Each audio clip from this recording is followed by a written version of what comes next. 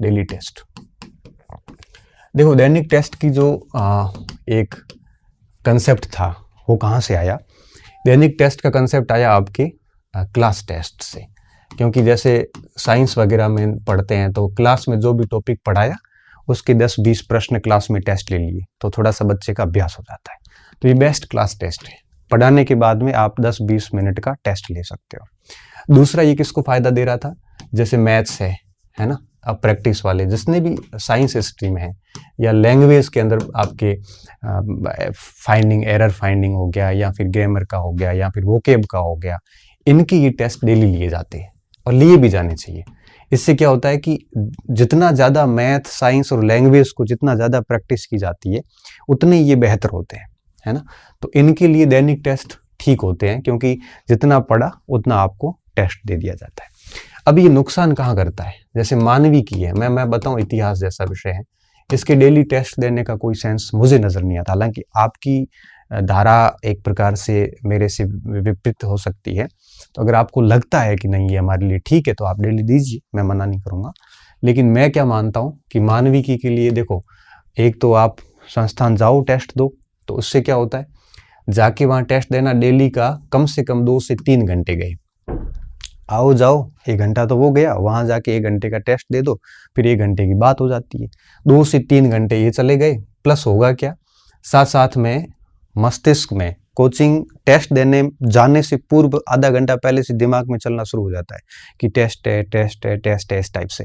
तो होगा क्या कि दिन का 3 से 4 घंटे बिना फालतू खराब हो जाते हैं। प्लस क्या होगा, अब हर दिन का टेस्ट होगा तो व्यक्ति पूरे दिन उस टेस्ट के टॉपिक में रहेगा, उसको 8-10 सब्जेक्ट और भी साथ लेके चलने होते हैं, वो उन पे गौर नहीं कर पाता, पूरा दिन टेस्ट में टॉप करने की फिराक में रहते हैं।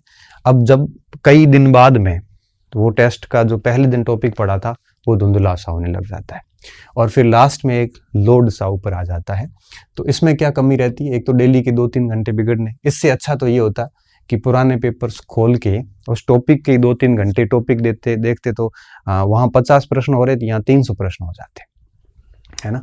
तो इसलिए क्या होता है कि डेली के 2-3 घंटे आने जाने में खराब करने, प्लस वहाँ पे जाओगे, जाने के बाद में टेस्ट दोगे तो डेफिनेटली 2-3 घंटे डेली आपके उस टेस्ट की तैयारी करनी, तो दिन का आधा हिस्सा तो सिर्फ एक आधे टॉपिक लिए जा रहा है।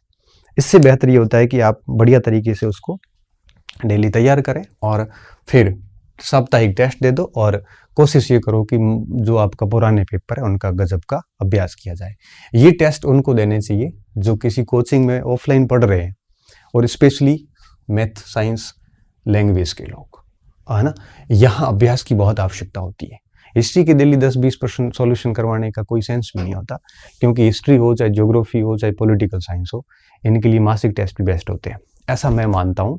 जैसा मेरा एक व्यक्तिगत अनुभव है कि टेस्ट को लास्ट में जाते जाते व्यक्ति को बाहर लगने लगते हैं। ये कुछ दिन तो व्यक्ति चला लेगा, 15 दिन 20 दिन, फिर ये बाहर लगेगा क्योंकि शेड्यूल फॉलो नहीं कर पाएगा वो, फिर उसको बाकी सारा टाइम टेबल भी चलना पड़ता है, वो भी कर नहीं पाता।